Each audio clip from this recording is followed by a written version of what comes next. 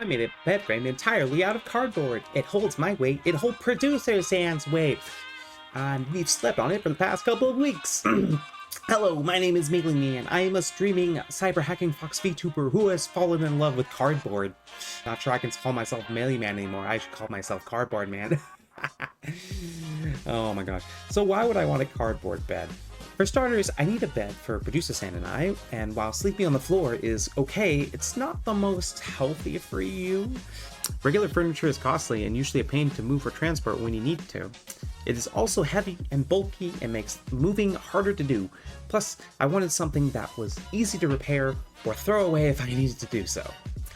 I had some experience before making an ottoman out of cardboard, and I was inspired by Nighthawk and Light to create cardboard furniture in my apartment and to do it well, and I even made my own biodegradable paint to paint the ottoman I made green, which I got the green pigment from spirulina.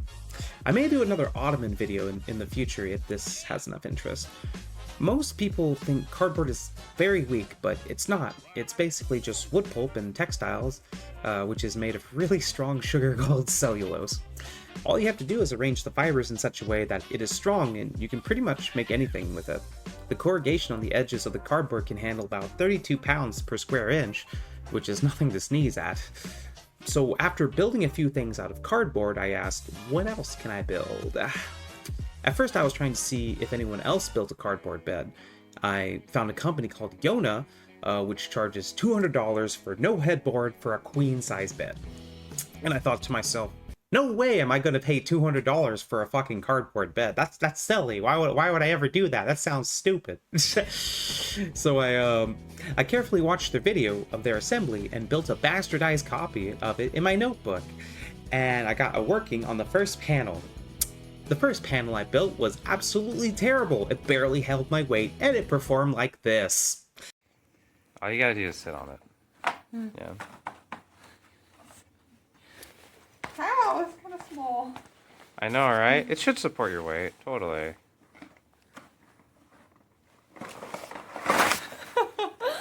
Yep. Although the flutes were oriented correctly, it still buckled and wasn't really suitable for sleeping on, much less for two people. I increased the amount of flutes to 3 and discovered a new process for cutting cardboard, and it performed much better. Okay, so this is what we've been working on lately. As you can see, this now holds our weight. We're using a 3-ply, and I also got started making the second beam to put on that one.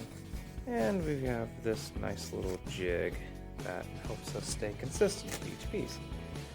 So yeah, me and producer Sam did lie on this, but yeah, it looks pretty tough. I might just make 4 of these and see how well it forms on a bed. You know? Yeah. Let's see. I'm not sure how Yona does their beds, but mine is a bit more minimal than their design and lower to the ground, which is how I like it.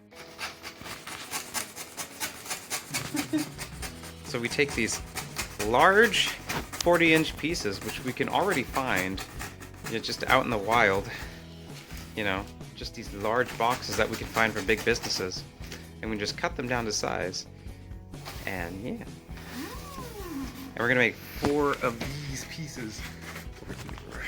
Yeah. And we built new panels slowly over time. Well, easy? Yeah, that's right. Oh, thank you. Thank you. Making? Yeah, this is the jig piece. This is how we make the panels. We're making 4 of these panels, much like Yona, although I would argue our design is a bit simpler. And once we get 4 of these, we will make a queen-size bed frame. So yeah. And already these work. So yeah, you can kind of see from here that they definitely work. Until finally we built it and sleep on it now. Yeah, you can see how the bed frame works. Right now we have our futon folded halfway, right? So go ahead and just lift that up and just show them what it looks like underneath. Yeah, it's all just this grid stuff. We basically kind of stole the design from Yona, but simplified it a bit because we didn't need all their fancy schmancy things. Go ahead and just set it down there. We also made a third one, which we left somewhere around here. Where the hell? Oh, there it is. Yeah. looks a lot cleaner. And this is going to go at the foot. We figured this is all we need. But you can see it's just 3-ply. Yeah. Oh, that piece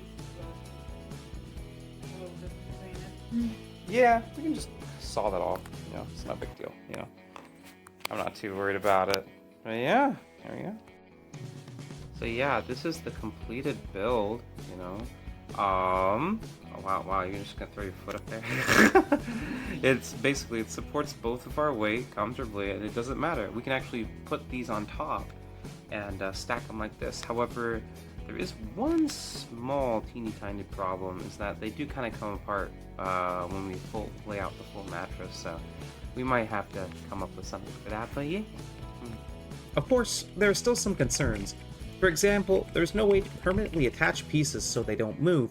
One way would be to make a cutout and fit them into the larger gaps I intentionally made to save on material usage. A single 40 by 40 inch cardboard panel can create about 4 to 5 beams, and each panel is about 9 beams. Some of the panels need to be bug-proof, so we sprayed the cardboard with a borax solution, which is also fire retardant. We could also increase the longevity of the bed frame by covering the flutes and reducing torsional stresses in the middle where the panels meet. Moisture isn't too much of a concern. We slept in 40 to 50% humidity, and the bed performed as you would expect a bed frame to perform.